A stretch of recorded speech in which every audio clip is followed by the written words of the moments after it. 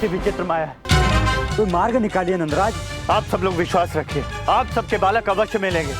मित्रों चलिए हम सब बल लगाकर इसे हटाने का प्रयास करते हैं। आइए।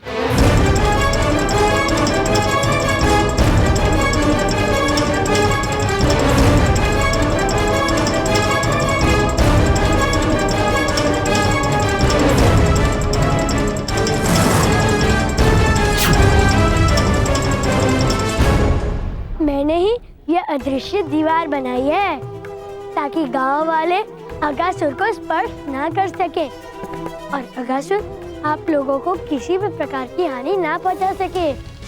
ये अदृश्य दीवार कैसी है? नंदराज, हम इस दीवार को स्पर्श क्यों नहीं कर पा रहे हैं?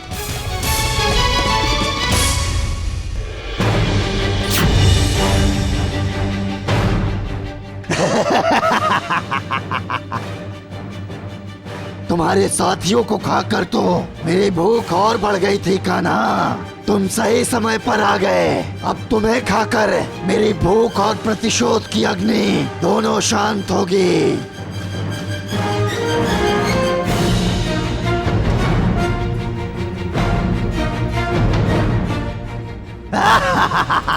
अब कुछ ही क्षणों में कृष्णा मेरे उदर की अग्नि में जलकर नष्ट हो जाएगा।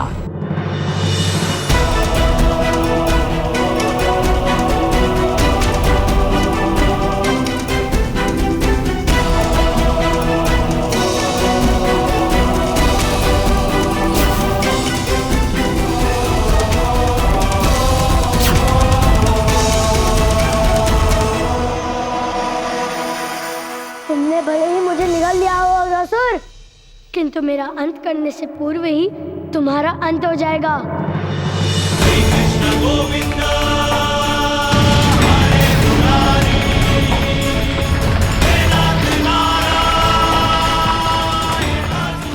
ये क्या हो रहा है? क्या हुआ अगासुर?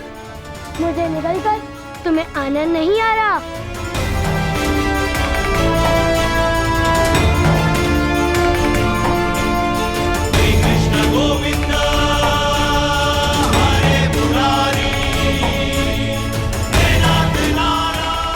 क्षमा करना मित्रों, तुम्हें ये कष्ट उठाना पड़ा, किंतु मेरा ये करना भी आवश्यक था। अब समय आ गया है इस कष्ट के अंत करने का।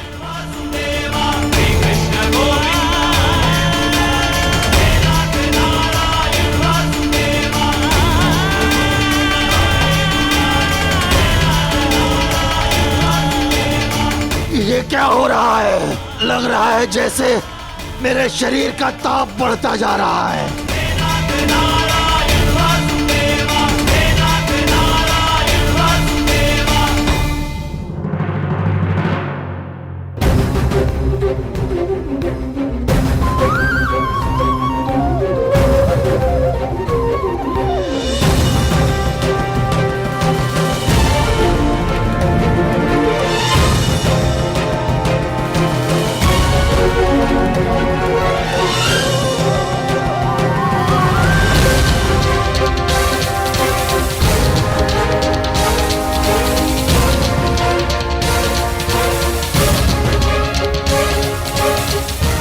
तुम्हारे शरीर में कुछ देर के लिए ही सही मेरा वास था।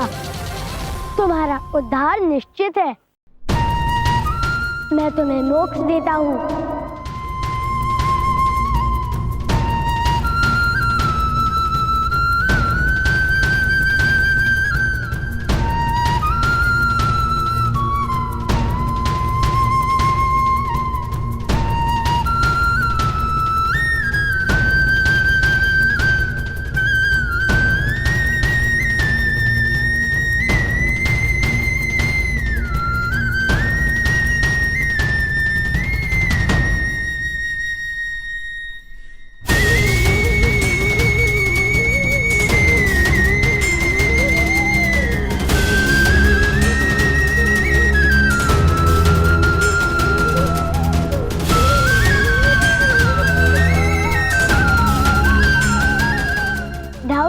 योजना सफल हुई। तुम धन्य हो कान्हा। मित्रों चलिए, अब हम सब वन में चलकर शीघ्र अपने बालकों को लेकर आते हैं। अरे वो रहे हमारे बालक।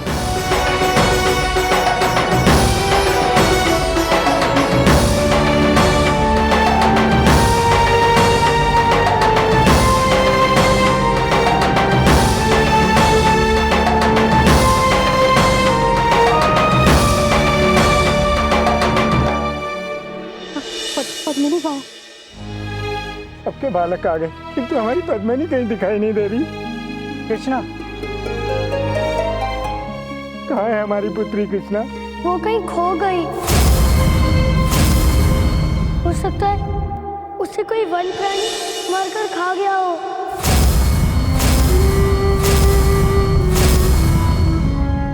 काका, हमारे साथ जो होता है वो हमारे कर्मों का फल होता है। यदि आपने कोई बुरा कार्य किया है तो ये उसी का ही परिणाम है काका। कृष्णा, मैंने ही अपने भतीजे चंदन को वन में छोड़ा था।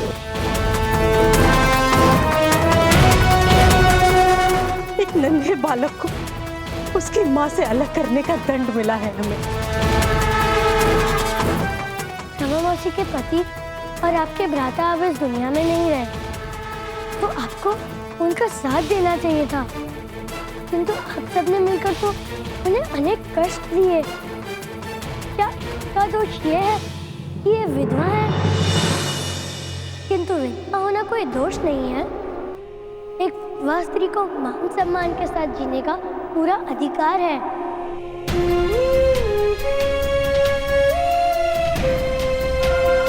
रामा, हमसे बहुत बड़ी भूल हो गई है, मुझे क्षमा कर दो। तुम भी हमारे घर का ही हिस्सा हो और अब से तुम हम सबके साथ रहोगी। क्यों रमा मौसी, अब आपने इन दोनों को क्षमा कर दिया? पद्मिनी,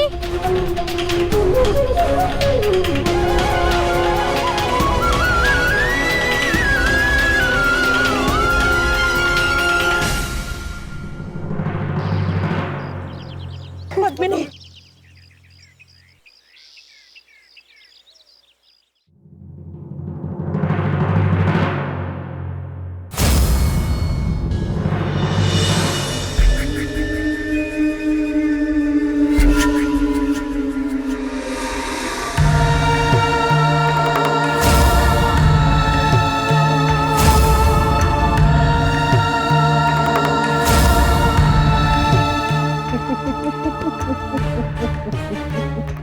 ना गुरुदेव ना, ये कृष्णा का वध नहीं कर सकता गुरुदेव।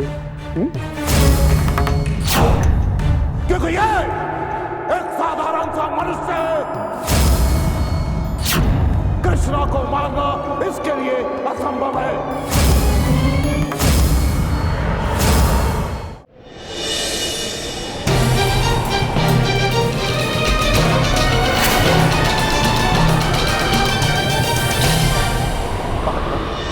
कैसी विचित्र स्थिति है। हवेली के बाहर तीव्र पवन चल रही है और हवेली के अंदर कोई हलचल नहीं है। नंदराज, आज से बल्कि अभी से वृंदावन की ग्रह दशा बदलने वाली है। आने वाला कल घनघोर संकट लेकर आएगा।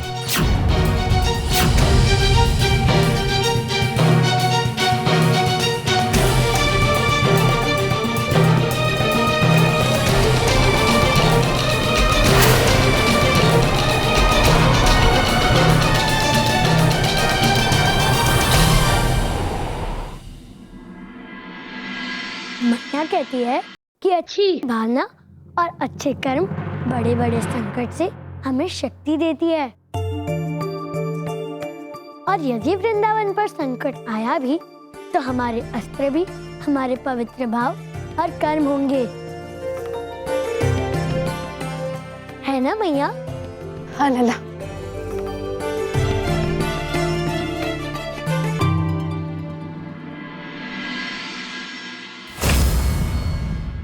कौन हो?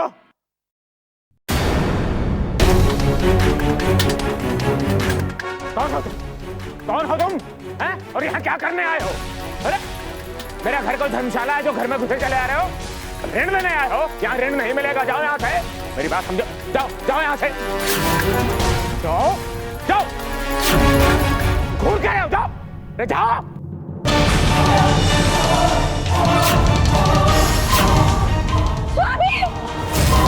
यही है कृष्णा का काल। अभी तुमने इसके वास्तविक रूप को देखा ही कहां है। यह असुर पृथ्वी के पंच तत्वों से बना है और आवश्यकता अनुसार उन पंच तत्वों का प्रयोग भी कर सकता है। हाँ तो दिखाइए,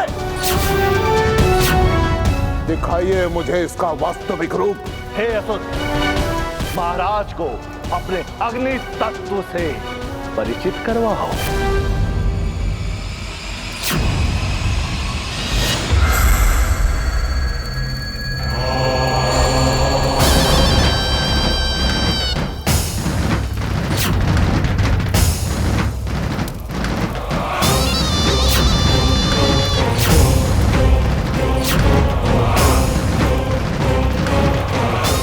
दानव में ऐसी कौन सी विशेषता है, बताइए मुझे। यदि यह चाहे तो पल भर में पृथ्वी पे भूकंप ला सकता है और इसके आदेश पे अग्नि स्वयं तांडव करने लगती है और जल प्रलय से पूरी सृष्टि को नष्ट कर सकता है। जल, अग्नि, पृथ्वी, वायु और आकाश सब इसकी मुट्ठी में है। इस दानव का नाम तो बता दीजिए।